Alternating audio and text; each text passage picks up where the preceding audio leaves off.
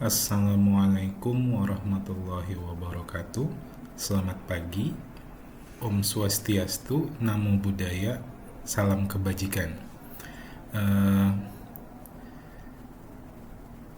kita sekarang ada di pertemuan ke-10. Jadi di pertemuan ke-10 ini saya akan memaparkan mengenai eh, etika berkomunikasi di tengah zaman yang penuh teknologi. Nanti juga saya akan eh, berbicara mengenai etika dalam email, menulis email, kemudian ada etika dalam menerima telepon, kemudian etika membuat memorandum, kemudian ada juga etika presentasi sedikit. Nah, mari kita ikuti presentasi ini. Seperti tadi yang sudah saya paparkan di slide sebelumnya, bahwa di dalam presentasi ini kita bakal bahas yang pertama itu aturan komunikasi dalam sains dan teknologi, kemudian etika dalam email, texting. Mungkin texting ini kita bisa kelompokkan ke email juga, atau sebenarnya nanti bisa ke SMS misalnya. Kemudian komunikasi telepon dan pembuatan memorandum. Kemudian terakhir itu kita bakal cerita soal komunikasi dalam berkelompok.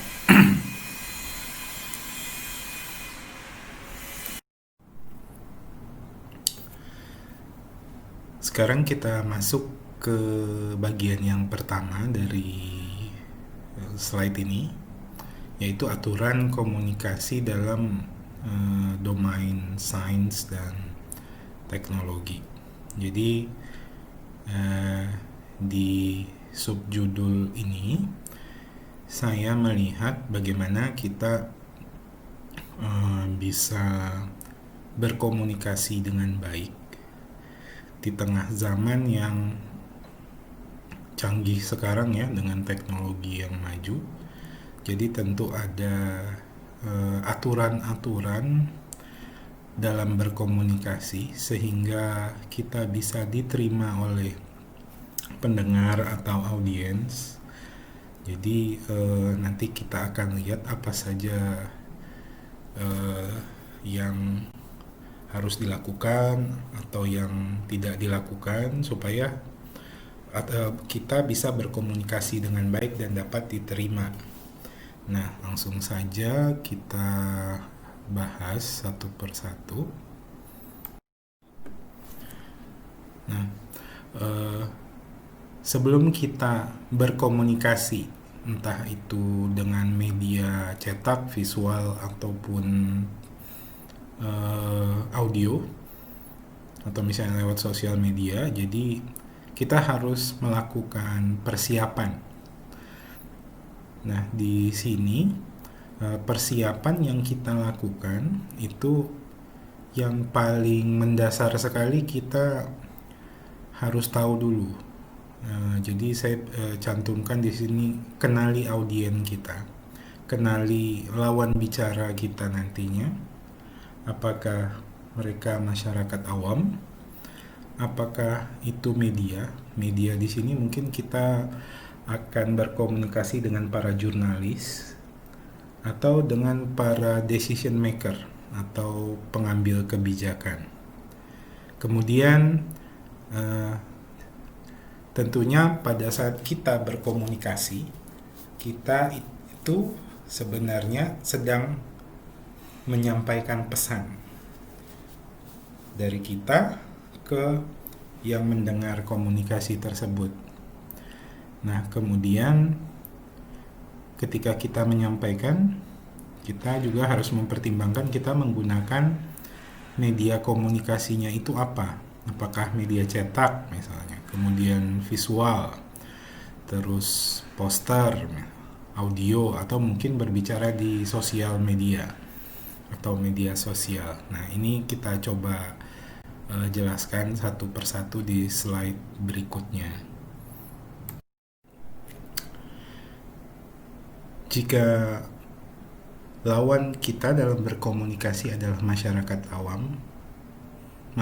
awam ini biasanya mempunyai latar belakang yang heterogen, baik itu usia, gender, maksudnya laki-laki atau perempuan, kemudian pengalaman mereka juga berbeda atau heterogen, dan begitu juga bidang keahlian dari tiap individu tersebut. Kadang malah masyarakat awam ini cenderung tidak ahli dalam bidang-bidang tertentu.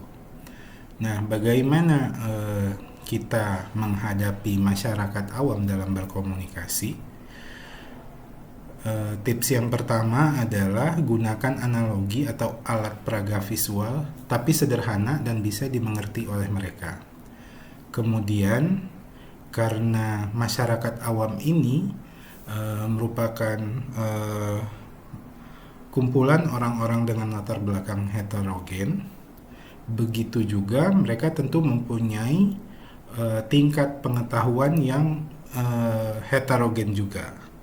Jadi kita sebagai pemberi informasi harus mempunyai sikap respek atau menghormati terhadap keberagaman tingkat pengetahuan dari audiens. Nah, kemudian poin ketiga, tampilkan poin-poin yang bisa memancing antusias dari audiens. Nah, jadi jangan hanya monoton ya. Kalau bisa, jika kalian memang ada di lingkungan masyarakat awam tersebut, cobalah pancing antusias mereka sehingga mereka tidak bosan mendengarkan informasi yang kalian sampaikan. Kemudian tips berikutnya, bisa juga menggunakan gaya storytelling atau bercerita. Jadi untuk menghadapi masyarakat awam ini dengan storytelling, cobalah kalian susun struktur cerita yang agak sederhana namun relevan dengan kondisi si audiens. Kemudian tekankan untuk memancing rasa antusias dari audiens itu sendiri. Terus hindari penggunaan jargon. Biasanya jika kita berkecimpung di suatu keahlian tertentu, kita mempunyai istilah-istilah yang kadang tidak dipahami oleh masyarakat awam. Jadi kita hindari pemakaian istilah-istilah tersebut. Nah, kemudian libatkan audiens dalam proses komunikasi. Ini maksudnya dalam penyampaian komunikasi tersebut setidaknya jangan satu arah. Jadi jangan dari si pembicara ke audiens, namun diharapkannya juga ada feedback atau umpan balik dari si audiens tersebut berkaitan dengan materi yang disampaikan. Kalau tadi kita berbicara tentang berkomunikasi dengan masyarakat awam, nah di sini kita akan berhadapan dengan media. Di sini juga bisa dengan para teman-teman jurnalis bagaimana menghadapinya. Nah, untuk berkomunikasi dengan media, yang perlu kita ketahui adalah media adalah mediator atau penjembatan antara si penyampai informasi dengan publik. Nah, kondisi media itu sendiri juga hampir sama dengan masyarakat awam. Mereka terdiri atas sekumpulan mohon maaf, ini agak sedikit berbeda dengan masyarakat awam. Mereka itu homogen ya, mungkin terbagi atas jurnalis, kemudian TV broadcaster atau pembawa atau reporter, kemudian bisa juga filmmaker. Nah, bagaimana kita bisa berkomunikasi dengan mereka? Tips-tipsnya, sebaiknya Anda mencoba mengkorelasikan atau mengkaitkan apa yang Anda ingin sampaikan dengan informasi yang telah dirilis di media tersebut. Jadi kalian bisa mengkaitkannya misalnya dengan beberapa berita yang sudah dirilis oleh media. Kemudian sebagai perumpamaan, eh, kalian bisa menggunakan beberapa artikel populer atau artikel yang sudah dikenal di masyarakat untuk mendapatkan sense atau mendapatkan semacam pengetahuan mengenai apa yang ingin Anda sampaikan.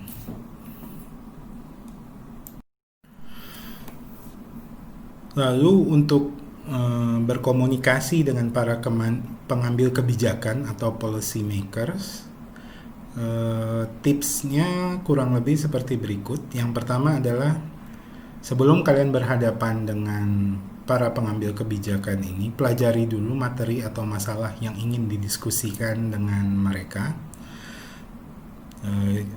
Kalau bisa sebelum bertemu dengan para pengambil kebijakan ini, kalian sudah mempersiapkan materi dengan baik, sehingga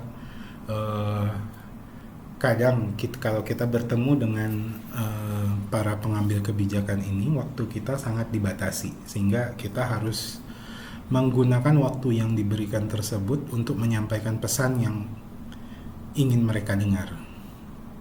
Kemudian poin yang kedua, jaga komunikasi tetap sederhana namun relevan.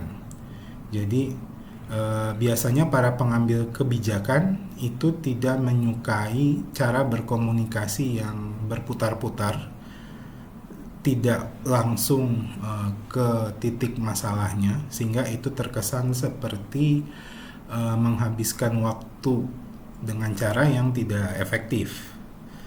Jadi kalau bisa straightforward atau langsung ke masalahnya.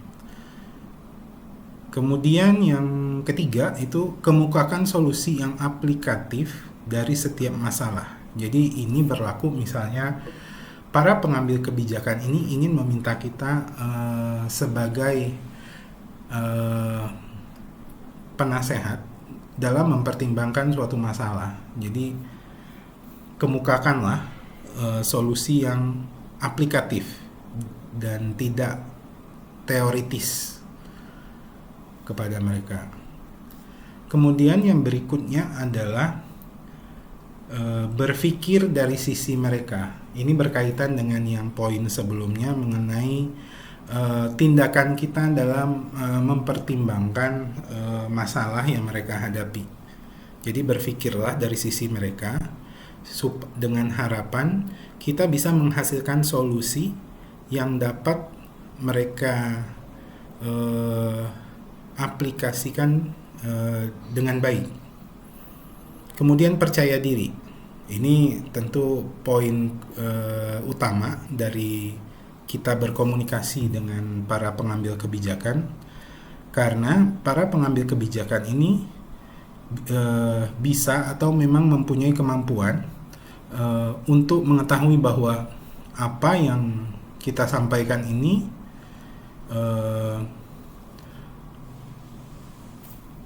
sudah bisa membuat mereka yakin atau tidak. Kalau misalnya kita menyampaikan solusinya ya dengan tidak percaya diri, ya bisa jadi mereka beranggapan ya sebenarnya yang solusi tersebut mempunyai risiko yang sangat tinggi, sehingga ya mereka tidak tertarik dan akhirnya mungkin ya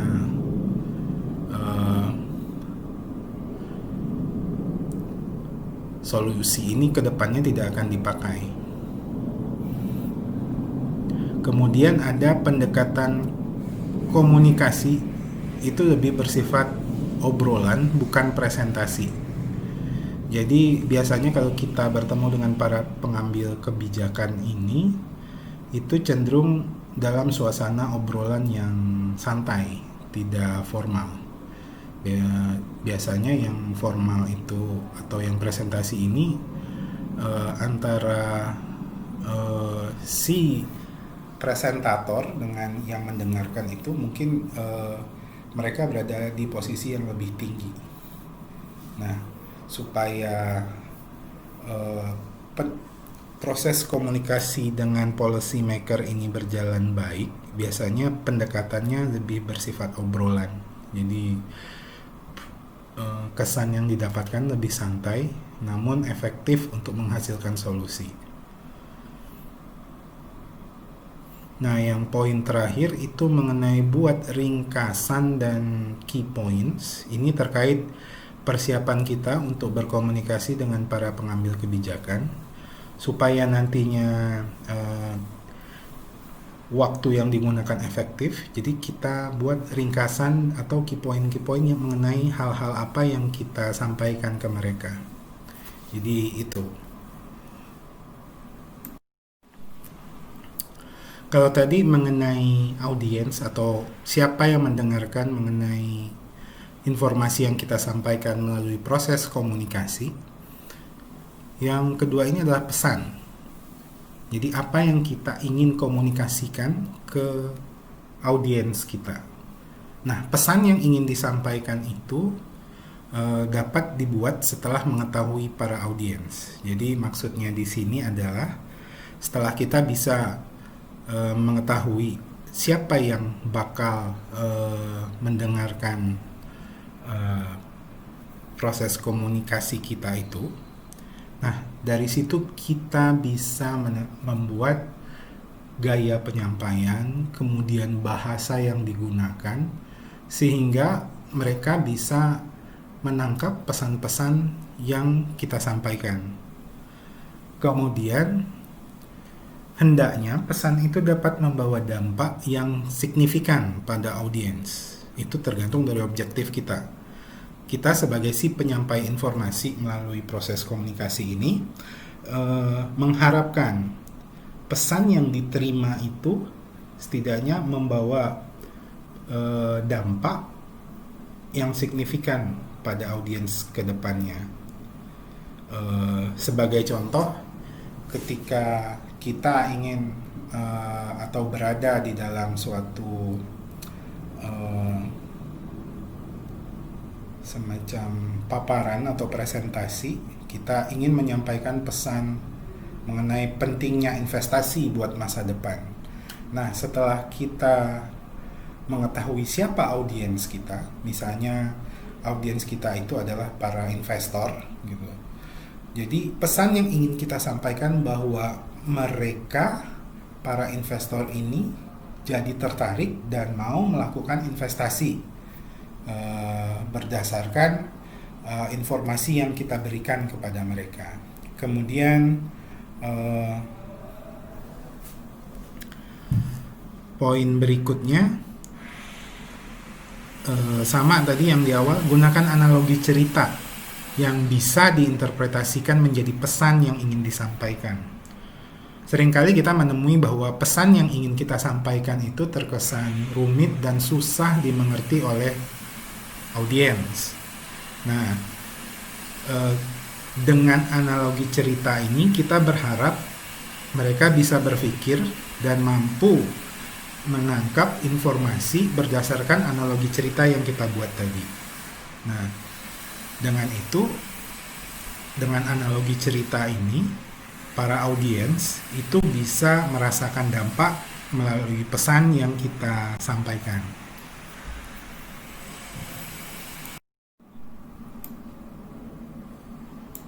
Nah, berikutnya ini adalah tips untuk proses komunikasi berdasarkan media yang digunakan. Nah, yang pertama ini kita akan memberikan tips untuk menulis karya tulis. Jadi media kita adalah kertas ya, karena kita menulis. Yang pertama adalah dalam menulis suatu karya tulis, sebaiknya itu menggunakan kalimat aktif daripada kalimat pasif. Jadi jika atau saya yakin kalau teman-teman mungkin tahu ya perbedaan antara kalimat aktif dengan kalimat pasif, karena ini dulu sudah dipelajari di pelajaran bahasa Indonesia. Nah, saya kasih contoh aja. seperti ini, eh, kucing memakan ikan. Nah, kalau itu kalimat aktif. Kalau kalimat pasifnya, ikan dimakan oleh kucing. Nah, kurang lebih seperti itu. Jadi untuk poin kedua itu hindari penggunaan jargon atau istilah-istilah, karena eh, nanti karya tulis ini jika dibaca oleh masyarakat yang awam, itu mungkin penggunaan jargon itu tidak tepat atau malah menghasilkan misinterpretasi dari si pembaca.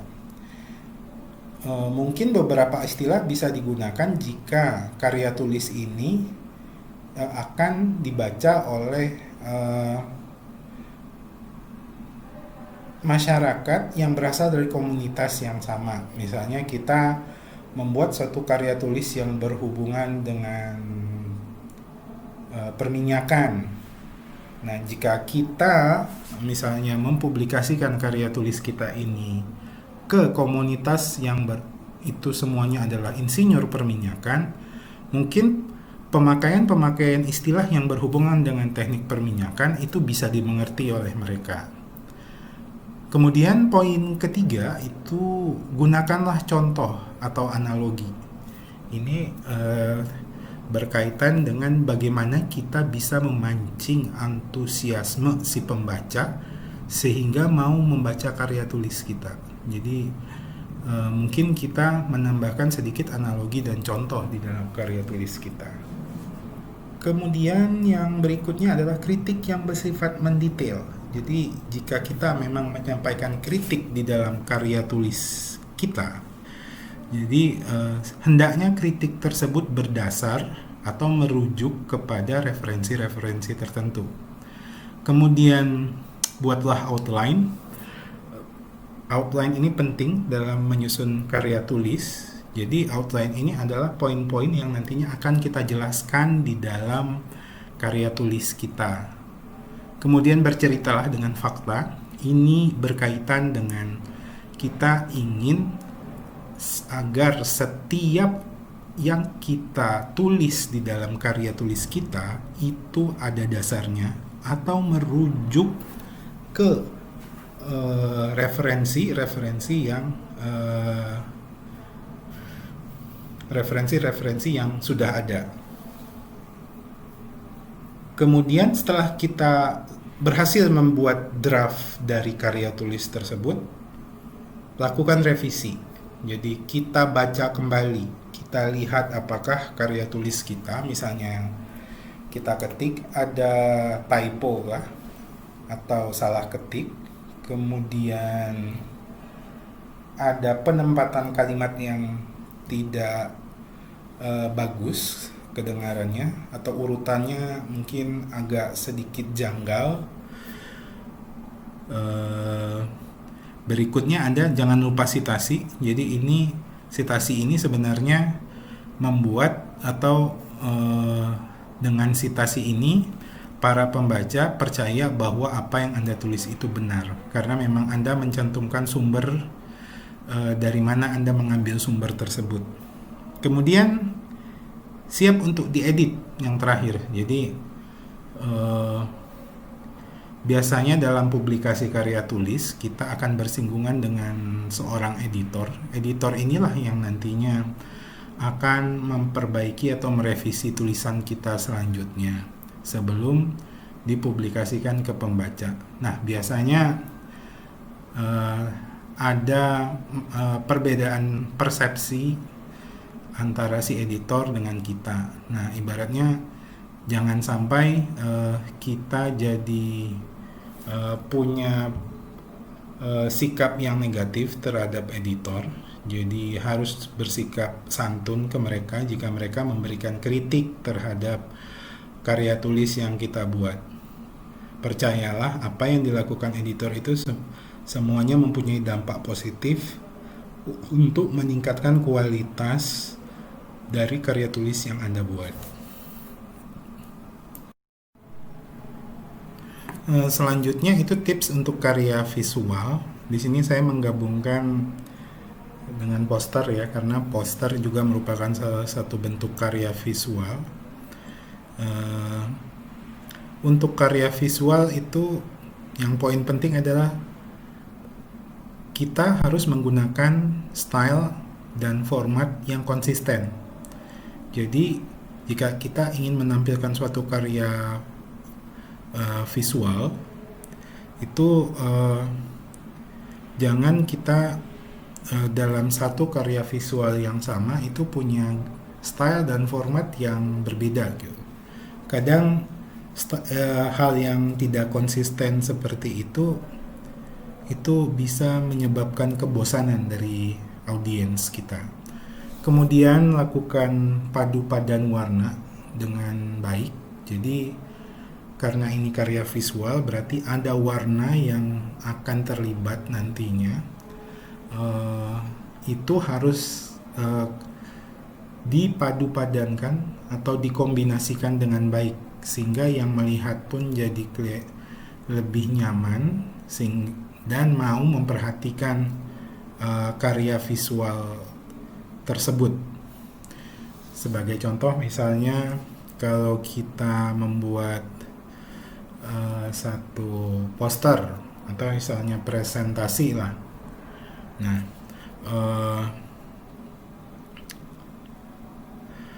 kita hendaknya itu harus bisa memadu padankan warna, entah itu masalah warna font, kemudian warna latar belakang dari slide kalau misalnya presentasi atau poster, itu nantinya harus bisa terlihat jelas dari audiens.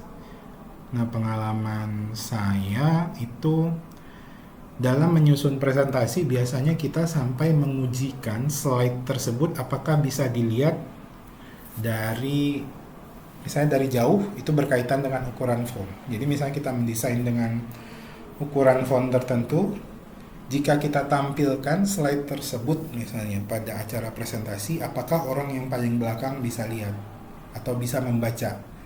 Itu sangat penting. Kemudian apakah warna font yang kita gunakan di slide tersebut nantinya kalau ditampilkan di infocus gitu, malah nanti orang tidak bisa baca karena begitu tidak kontrasnya antara si background dengan warna font yang digunakan atau warna huruf yang digunakan. Nah, kemudian itu ada tips berikutnya, itu gunakan gambar resolusi tinggi. Jadi kalau ini saya cerita pengalaman saya, jadi teman-teman yang di laboratorium dulu itu jika melakukan eksperimen mereka memilih menggunakan kamera beresolusi tinggi. Jadi karena di sana yang populer adalah penggunaan smartphone gitu, mereka memilih smartphone memang yang betul-betul berharga tinggi atau yang memang punya kamera dengan kualitas tinggi sehingga ketika di zoom itu gambarnya tidak pecah, kemudian detail warnanya bagus, lalu tidak blur untuk media yang bergerak. Pokoknya semua diperhitungkan. Bahkan ada beberapa tempat untuk memotret hasil eksperimen saja itu mereka memang menggunakan kamera yang DSLR begitu, yang bersifat DSLR ataupun yang mirrorless, itu pun yang high resolution gitu. Karena itu sangat penting untuk misalnya kita menampilkan hasil dari tangkapan kamera kita. Nah, kemudian bagaimana kita menyajikan informasi yang ada di dalam gambar. Ini terkait dengan misalnya kita mau menampilkan grafik, kita juga dituntut bagaimana mendesain si grafik itu terlihat baik. Entah itu penempatan legendnya, kemudian pemilihan warna grafik, garis, pemilihan bulletnya kayak mana, sehingga nanti dia terlihat menarik kalau misalnya ditampilkan presentasi itu bagus, atau misalnya grafik itu digunakan sebagai gambar di dalam karya tulis, itu juga menampilkan keindahan ya dari karya tulis sehingga memancing orang untuk membaca karya tulis tersebut. Nah, terkait dengan salah satu contohnya itu yaitu media poster, tipsnya adalah untuk poster judul itu sebaiknya merupakan pesan yang ingin kita sampaikan. Jadi kita mau cerita tentang eksperimen apa itu sudah tergambar di dalam judul. Kemudian padu padan warna seperti tadi. Jadi poster kita harus menghasilkan kombinasi atau punya kombinasi warna yang menarik sehingga orang yang melihat jadi tertarik dan mau membaca. Kemudian gunakan gambar resolusi tinggi dan foto yang berkualitas baik. Terus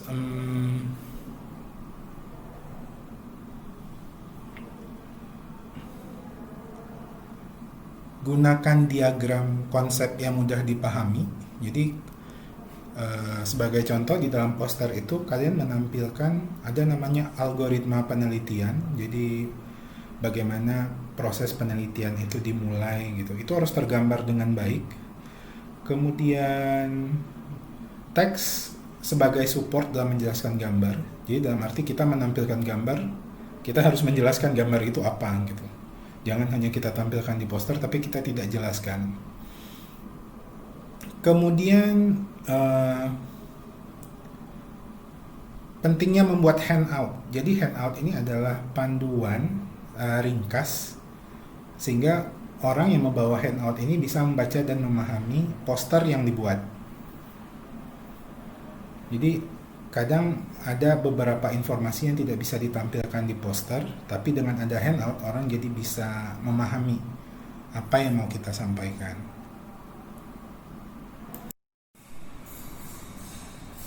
Kalau tadi kita bahas mengenai berkomunikasi ya di domain teknologi. Jadi berikut ini kita sampaikan mengenai etika dalam email, texting, atau kemudian komunikasi telepon dan memorandum. Nah, yang pertama yang akan kita bahas adalah cara menulis email ya. Itu etikanya seperti apa? Di sini saya tampilkan beberapa tips dalam menulis email. Yang pertama, ketahui siapa penerima email kita. Jadi kalau kita mau mengirimkan email tuh kita paling tidak harus tahu yang bakal menerima email kita siapa. Kalau kita mengirimkan ke teman, kita sudah tahu bahwa yang bakal membaca email kita adalah teman kita. Atau misalnya kita mengirimkan email ke HRD, kita harus tahu bahwa yang akan menerima adalah HRD. Misalnya kita mengirim email ke profesor juga, kita harus tahu berhadapan dengan profesor atau dengan orang yang akan menerima email kita nantinya. Nah, kemudian jelaskan tujuan pengiriman email kita ke mereka. Jadi misalnya saya mengirimkan email ini karena apa gitu, dijelaskan. Kemudian buat email ringkas dan to the point. Jadi si penerima email itu umumnya lebih senang membaca email yang pendek dibanding yang email seperti surat, atau mungkin jangan email yang seperti membaca buku gitu. Kemudian gunakan struktur bahasa yang formal. Jadi kalau misalnya kita mengirimkan email ke teman, mungkin kita bisa menggunakan bahasa yang tidak formal. Tapi jika ini berkaitan komunikasi antar instansi, berkomunikasi dengan para pengambil kebijakan, atau berkomunikasi ke dosen atau profesor, itu gunakan struktur bahasa yang formal. Kemudian jangan sungkan mengatakan terima kasih, bagaimana kabar Anda, kemudian terima kasih atas bantuannya. Itu sangat dihargai jika kalian menulis. Itu sangat dihargai jika kalian menampilkannya di dalam menulis email gitu. Sebagai contoh misalnya, terima kasih atas bantuan Anda yang telah memberikan pendapat mengenai bla bla bla bla bla. Atau misalnya sebelum kita berbicara dengan mengenai masalahnya, kita bilang dulu bagaimana kabar Anda, saya harap Anda sehat dan dalam keadaan sejahtera, atau misalnya di akhir kita tulis terima kasih atas bantuannya. Terus jangan lupa menggunakan penulisan salutation dan cantumkan di email. Nanti kita bahas salutation itu apa. Terus perhatikan penggunaan font, ukuran font maupun warna. Biasanya kalau pengalaman saya di email itu, kalau kita ingin menekankan jika email kita panjang, jadi saya hanya menulis poin utama dari email saya itu, terus saya tebalkan, saya kasih garis bawah gitu, sehingga mungkin orang bisa langsung menangkap apa yang ingin saya sampaikan. Kemudian hindari pemakaian singkatan. Jadi ini mungkin untuk teman-teman yang milenial sekarang, mungkin ada singkatan-singkatan yang misalnya kalau kalian kirimkan ke kita yang hidupnya 1 dekade sebelumnya, jadi kita tidak mengetahui banyak mengenai singkatan tersebut, jadi hindari. Kemudian hindari konten negatif. Jadi kita di sini menggunakan email tidak untuk menyerang orang atau tidak ingin menjelek-jelekan orang. Jadi memang kita gunakan email ini sebagai media komunikasi yang baik, yang memberikan dampak positif.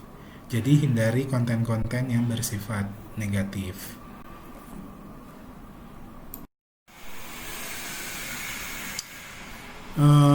Selanjutnya, kalau tadi ada saya bilang mengenai salutation. Jadi salutation itu mengenai penulisan salam ya. Jadi seperti Dear Mr. Smith, Dear Dr. Smith, Dear Professor Allen, dan lain sebagainya. Nah, berikutnya kita untuk cara menulis email, itu poin berikutnya adalah menggunakan signature atau kita bisa bilang tanda tangan ya. Itu sebaiknya tidak melebihi 5 baris, dan biasanya di tanda tangan untuk email itu meliputi nama, institusi, dan nomor telepon. Misalnya Profesor Harry gitu, atau Profesor Anderson gitu.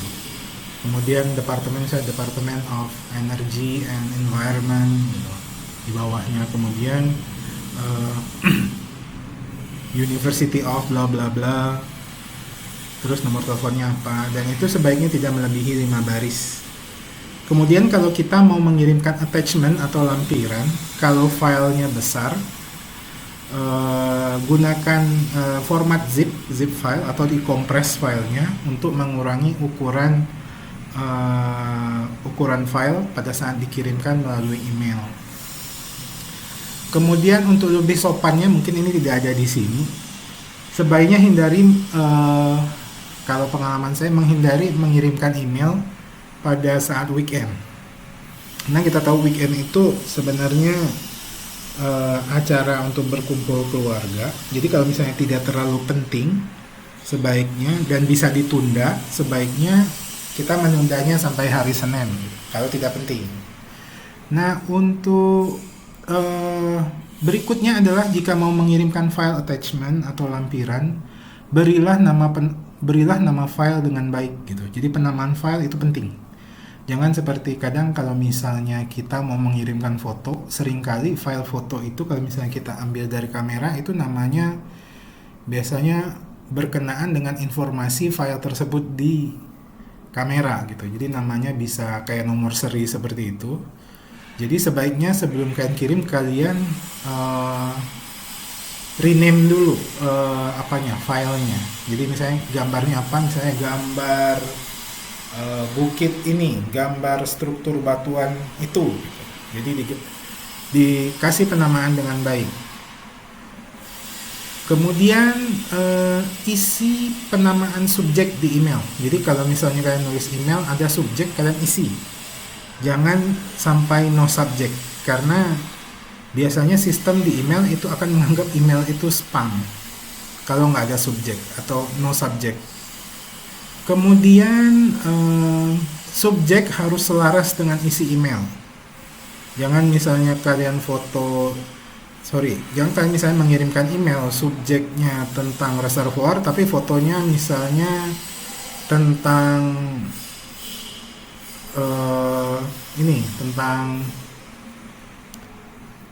tentang kucing gitu kan, nggak mungkin. Terus ketika menggunakan fitur reply atau membalas itu yang perlu diketahui adalah kamu akan membalas secara langsung kepada si pengirim email. Jadi misalnya kalau kalian dikirimkan email ada CC-nya, jadi dia ada to, ada CC, ada BCC. Nah, jika kalian klik reply itu dia akan mengirimkan email ke yang to email yang ada di field to itu. Nah, ke situ dikirimnya. Tapi kalau reply all itu jika kalian membalas menggunakan reply all, itu email itu dikirimkan ke yang mengirim email plus yang ada di kolom CC. Dia akan menerima email juga.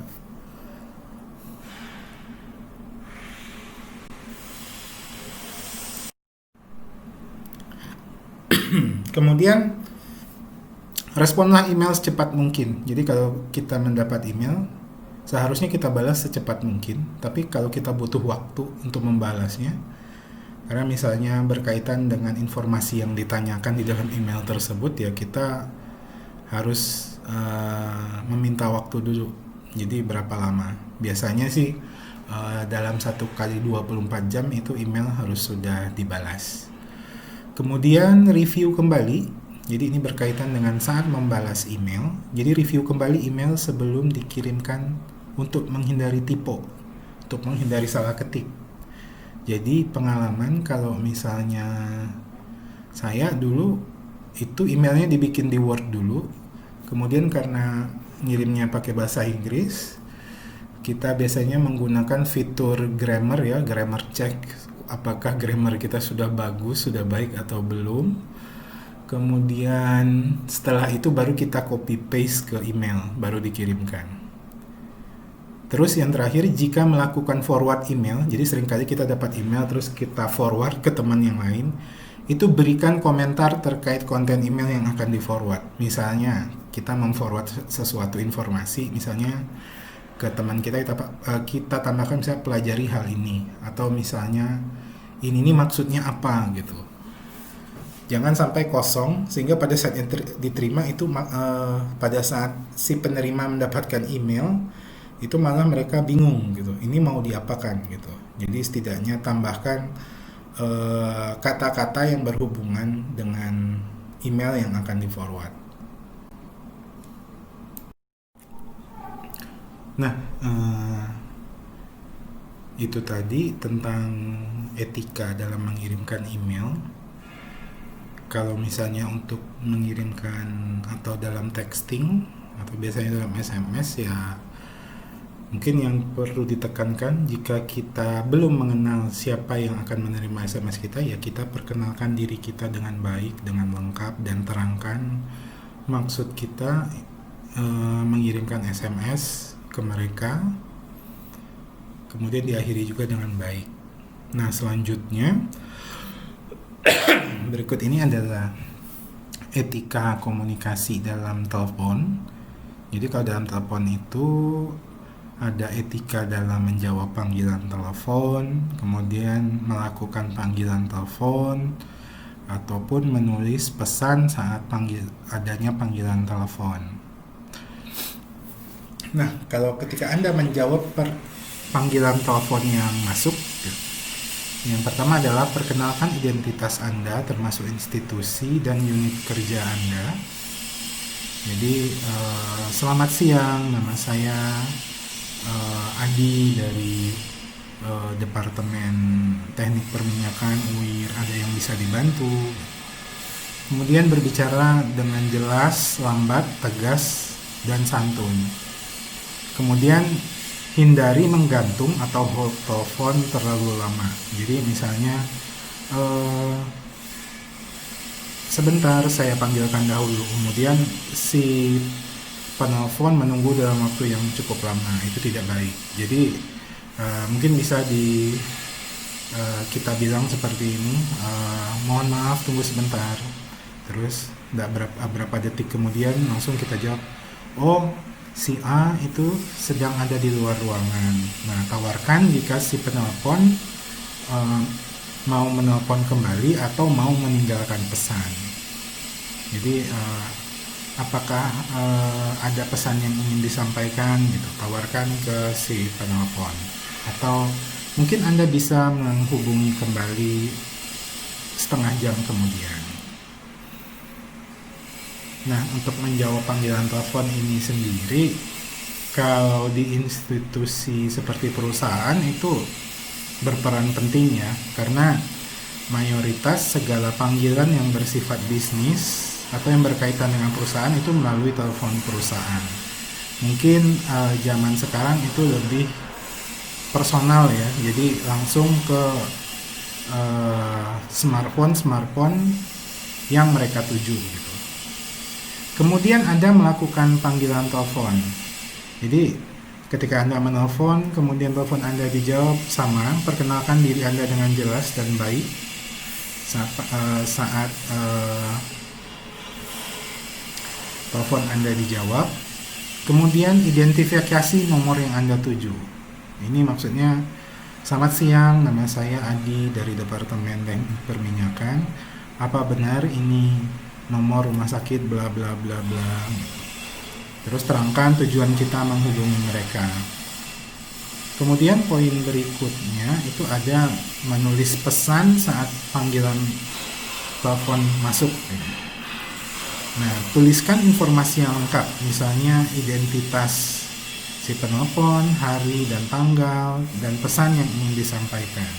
Ini sebenarnya berkaitan kalau kita nantinya akan meneruskan pesan ini ke orang yang dituju oleh si penelpon. Misalnya kita menuliskan dalam bentuk kertas memo kecil gitu.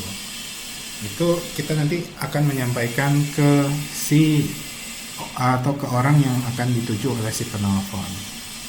Jadi si orang yang menerima pesan tersebut bisa tahu, oh yang menelpon adalah si A, di tanggal sekian dia mau, misalnya pesannya adalah untuk menghubungi dia 30 menit lagi.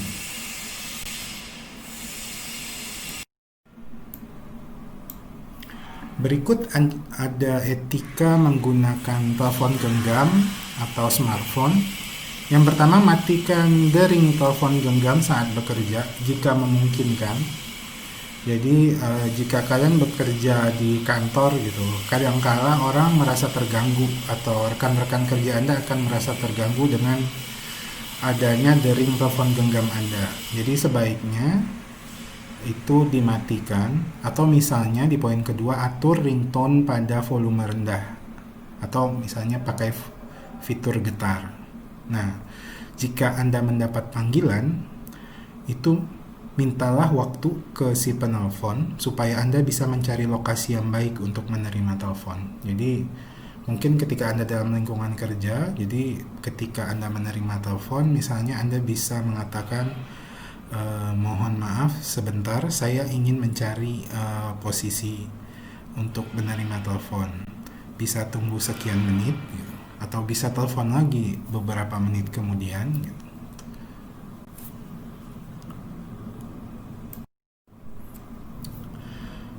Setelah kita membahas mengenai etika email, kemudian etika menerima telepon, etika dalam bertelepon menggunakan smartphone, ini ada etika dalam membuat memorandum. Jadi memorandum ini sebenarnya dalam bahasa Indonesia itu pengumuman atau memo, disingkat ya, memorandum jadi memo. Jadi itu tuh sama dengan pengumuman. Nah, biasanya dalam memberikan pengumuman ini sering ada ya, biasanya ini udah format umum. Jadi itu ada judul, misalnya kata pengumuman ditulis besar-besar. Kemudian ada kepada siapa pengumuman itu ditujukan. Kalau di mungkin di luar negeri itu ada from. Jadi misalnya from department head to student gitu.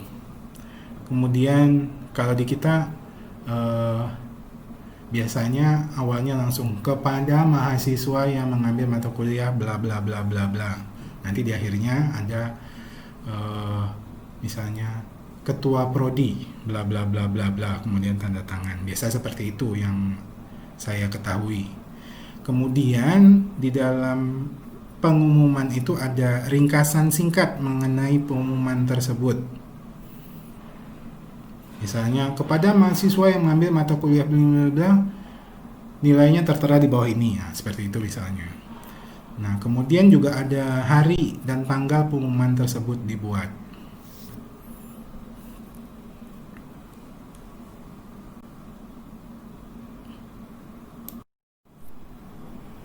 Adapun tips yang berguna dalam mempersiapkan pengumuman ini adalah pertama, gunakan kalimat yang sederhana dan mudah dimengerti.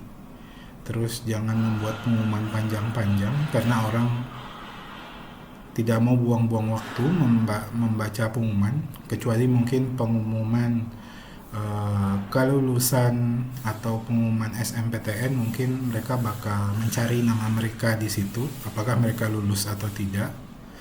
Kemudian tidak menggunakan salutation, jadi tidak menggunakan dir siapa gitu. Kemudian gunakan poin-poin sehingga terlihat lebih ringkas dan orang mampu memahami dengan baik. Atau bullet list ya, kalau biasanya disebut di luar.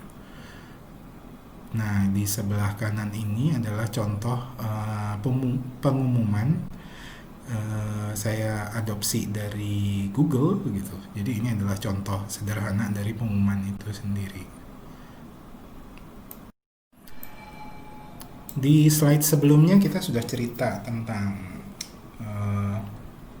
berkomunikasi dengan orang awam, media, terus para pengambil kebijakan, kemudian ada etika dalam menulis email, etika telepon, etika bikin pengumuman.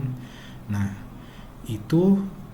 sekarang ini kita membahas tentang komunikasi dalam kelompok. Biasanya ini terjadi di focus group discussion biasanya. Nah, di sini saya akan memberikan tugas kepada teman-teman semua.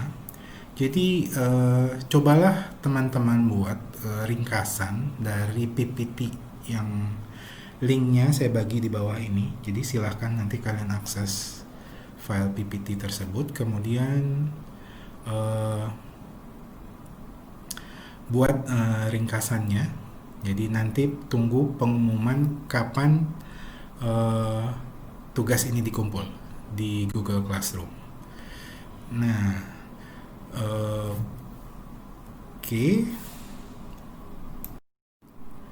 Oke, ini adalah slide 2 terakhir. Jadi ini adalah referensi yang saya gunakan untuk membuat slide ini. Jadi jika kalian berkeinginan untuk mengeksplorasi mengenai materi ini lebih jauh, silahkan dilihat di referensi ini satu persatu.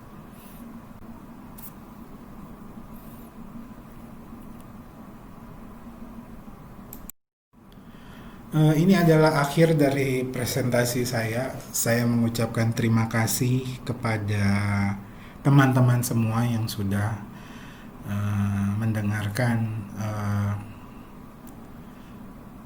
pemaparan saya ya mengenai materi yang saya buat ini. Saya juga sebagai